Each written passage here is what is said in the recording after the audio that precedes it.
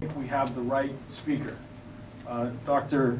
Kumar Rupesinghe is the chairman of the Foundation for Coexistence in the Prayatna People's Movement in Sri Lanka. He was formerly Secretary General of International Alert and was involved in promoting the concept of conflict prevention. International Alert was involved in conflict resolution and mediation in no less than 15 countries.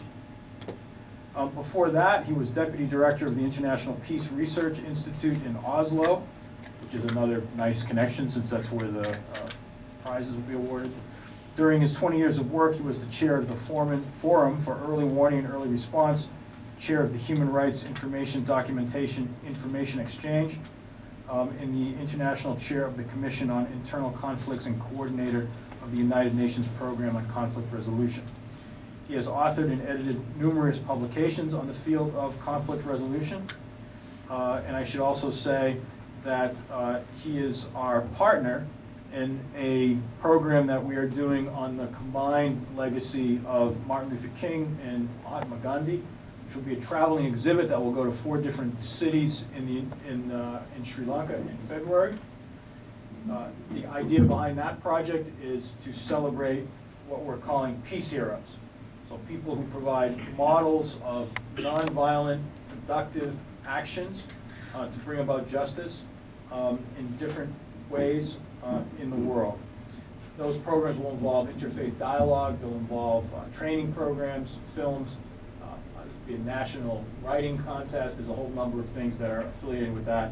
We're very happy to have them as partners in that particular endeavor. Our format today, Dr. Rupesinghe will speak, give his remarks. Afterwards, there'll be time for questions and answers from the audience here.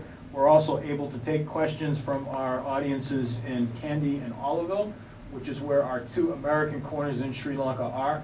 So we're able, through technology, to give you a symbol, in a way, of a united Sri Lanka that's engaged in dialogue on these issues. So without any further ado, I'd like to welcome Dr. Kumar Rupesinghe.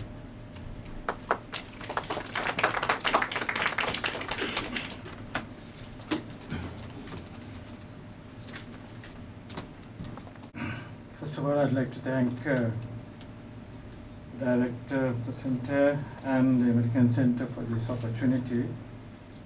We are in Sri Lanka going through a momentous period in our history, and in celebrating Human Rights Day, we hope that the human rights violations, which were a part and parcel of this conflict for the last 30 years, is now over, and that we now can begin a new era in our history. I want my talk is on post-war challenges in Sri Lanka.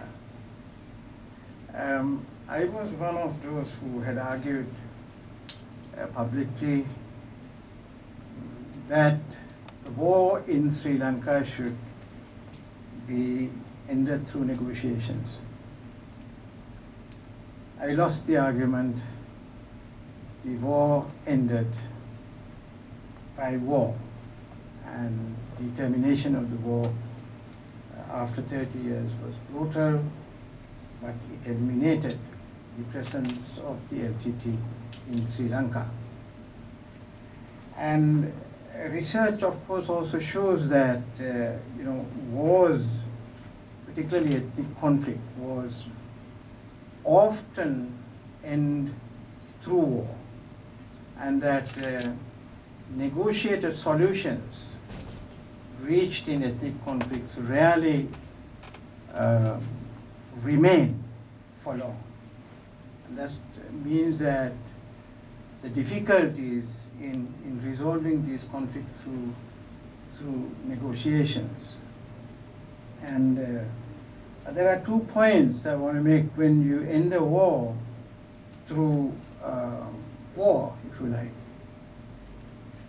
One is that the victor of a war rarely tries to address the root causes of the war. That is a research finding. as well as in a negotiated solution, there is an attempt to try to address those issues.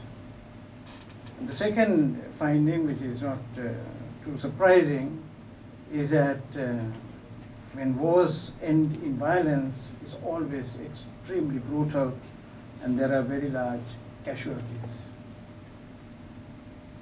Now, I want to go back to history in looking at ending of wars, because we have many examples of war termination in history.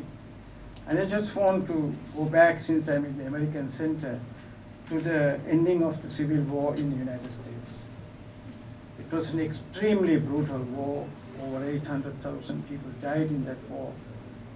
But Abraham Lincoln, who was the president of the United States, united the people through that war and brought in a process of extraordinary reconciliation amongst the diverse people who had fought that war.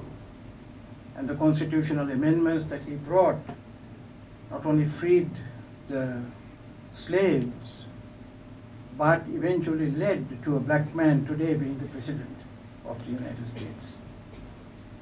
And that is one shining example that that wars may end, but this is an opportunity then to rebuild a country. The second example, which is well known, is the Second World War. And once again, it was one of the most brutal wars, and from the ashes of that war, two very important events, if you like, or individuals introduced some very extraordinary measures. One was from the United States itself, the Marshall Plan.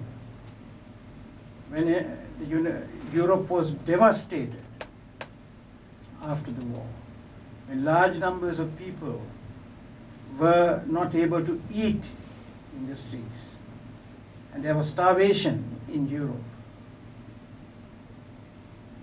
The Marshall Plan that the United States offered to Europe and possibly also to Japan was forgiveness and reconciliation. And that the vanquished should not be continued to be vanquished,